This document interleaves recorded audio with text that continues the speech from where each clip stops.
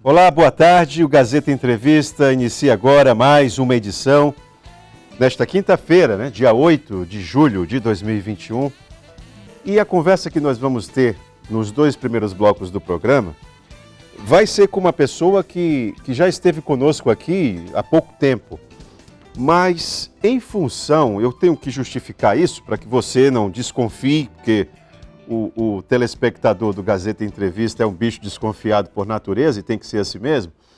Mas o que motiva a presença novamente aqui do deputado estadual Roberto Duarte não é outra motivação que não o assunto que ele propôs na sessão de ontem na Assembleia Legislativa, uma audiência pública que houve, que tratou da questão dos combustíveis. E aí ganha importância esse debate porque é algo que diz respeito à nossa rotina de uma maneira muito impactante, né? Você discutir preço de combustível, a formação do preço do combustível é algo que traz consequências para a nossa vida, sem dúvida, na prática.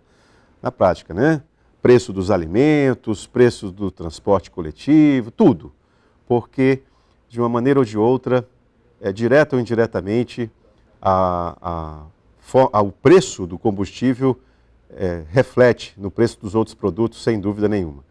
Então, o que a Assembleia Legislativa quer discutindo o preço de combustível? Não é? Porque o poder de articulação de uma Assembleia Legislativa, isso não é uma questão da ALEAC, mas de todas as Assembleias Legislativas, é digamos assim, um poder de articulação limitado diante de um produto que é regulamentado na esfera federal, da União, situação complicada. Mas no que se refere à Assembleia Legislativa, o que é possível discutir e o que é possível mudar? Vamos conversar com o deputado estadual Roberto Duarte. Deputado, boa tarde, seja bem-vindo aqui ao programa mais uma vez.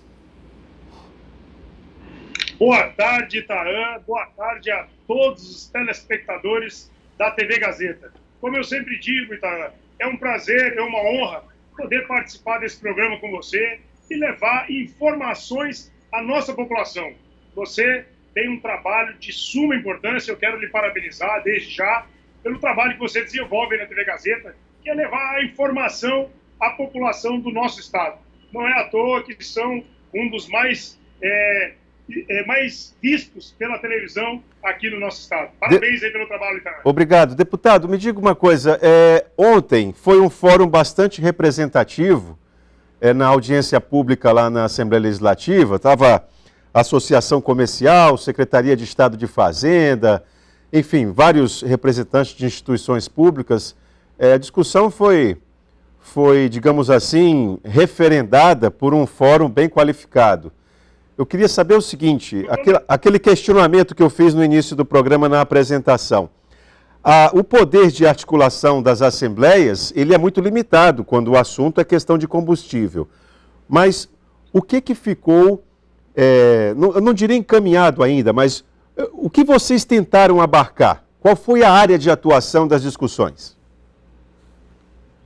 Olha só, Itaã, a gente sabe que a competência dos estados com relação ao preço dos combustíveis, ela é limitada.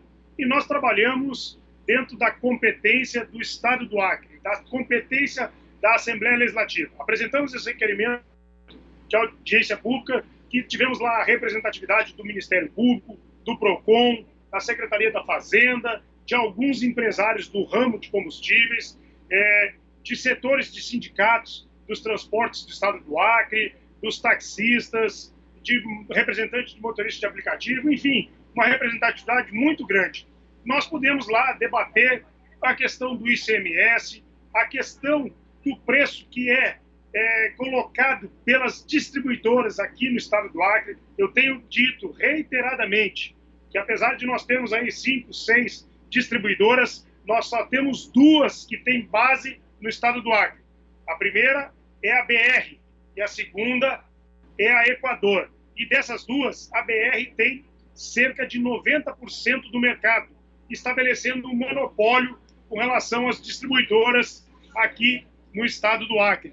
E nós temos aí também, depois de feito um estudo, uma avaliação de toda essa questão do preço do combustível no nosso estado, nós conseguimos chegar à conclusão, Itaú, que as distribuidoras elas estão tendo um lucro maior no estado do Acre do que, por exemplo, no estado de Rondônia. Nós temos uma diferença no litro da gasolina, por exemplo, da cidade de Porto Velho, capital de Rondônia, para a cidade de Rio Branco, a capital do estado do Acre, que gira em torno de 80 centavos a diferença do litro de combustível lá daquele estado para o nosso estado. Descontando, Itaú, por exemplo, o transporte desse combustível, a gente tem uma diferença aí de 13 centavos por litro no combustível, em média, de 13 a 15 centavos o litro. Nós temos aí mais o desconto também da diferença de ICMS do estado de Rondônia para o estado do Acre, e aí nós vamos ter uma diferença sobrando Deputado, de 40 centavos. Deputado, me tire uma dúvida em relação a essa questão das distribuidoras. O senhor é uma pessoa que já, pela segunda vez consecutiva, faz críticas em relação a esse quase monopólio, né, da BR aqui no estado do Acre. Em Rondônia, o senhor acredita essa questão de ter mais distribuidoras, a redução do preço, é isso? Em Rondônia há mais distribuidoras do que aqui no Acre? Veja bem, nós temos a Petrobras, que distribui, que é a refinaria, que distribui o combustível para as distribuidoras. A BR é uma delas, a principal. E não é a questão de diferença de concorrência, não. A questão é que a BR distribuidora, ela implanta o valor que ela quer no mercado local. Por ter 90% por ter 90% da venda de combustível aqui do nosso estado, para os postos de combustíveis. Então, ela que está regulando o preço do combustível aqui no nosso estado. Mas minha concepção, Entendi, mas o que o governo do estado do Acre pode fazer em relação a isso? Porque me parece que é uma questão de ter ou não ter um mercado mais ou menos atrativo, não? Sim, a questão é que o Estado, a Assembleia Legislativa e os órgãos fiscalizadores podem fazer uma fiscalização para saber se esse lucro ele não está acima do que condiz com as empresas aqui no estado do Acre. Por exemplo, a gente sabe que existe uma diferença de lucro da distribuidora BR lá do estado de Rondônia para o estado do Acre. Por que está havendo essa diferença? Nós temos que trabalhar isso. E nós temos que regular isso. O PROCON, para que você tenha uma ideia, o PROCON e o Ministério Público nunca fizeram uma investigação sobre isso. Nunca requereram documentos às distribuidoras sobre isso. Então, para você ter uma ideia, olha só, a BR distribuidora, ela vende o combustível para o posto A num valor, para o posto B outro valor, para o posto C outro valor. Como é que pode isso? Nós precisamos debater isso. E agora nós conseguimos aprovar ontem na comissão, na audiência pública e na comissão de defesa do consumidor da Assembleia Legislativa, a convocação dos representantes dessas distribuidoras para que eles deem explicação para a Assembleia Legislativa e para o Estado do Acre do que está acontecendo. Esse fato que você expôs lá, que foi exposto na audiência pública, realmente é algo intrigante e, digamos assim, sugere uma série de malandragens aí, né, deputado? Porque se a distribuidora distribui para um posto X a um valor e para os demais outro, isso aí sugere muita coisa. No mínimo, tem caroço nesse angu. No mínimo. E nós precisamos descobrir o que está acontecendo. Porque, veja bem, se o posto A está vendendo uma gasolina ao valor X, o posto B, um valor Y, o posto A resolve aumentar o valor, porque ele está comprando com um valor mais baixo que o posto B. Aí a distribuidora faz o quê? Vai lá e aumenta o valor do posto A, o valor da venda para o posto A. Ou seja, quem está regulando o mercado é a distribuidora. E aqui eu digo que é a distribuidora BR. Se eles quiserem debater comigo, vamos debater. Quem está falando sou eu. Então, eu não estou aqui levando para terceiros Não, eu estou chamando a responsabilidade para mim. Eu entendo que hoje, um dos grandes fatores, tá? Nós temos a gasolina mais cara do país. O primeiro fator vem com relação a essa situação da distribuidora aqui no estado do Acre.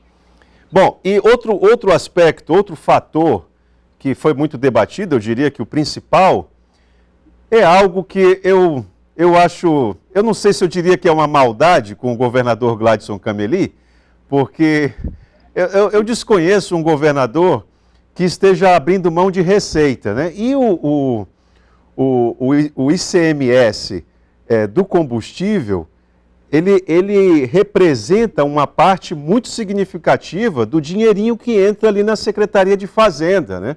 No orçamento do Estado, mais de 20%.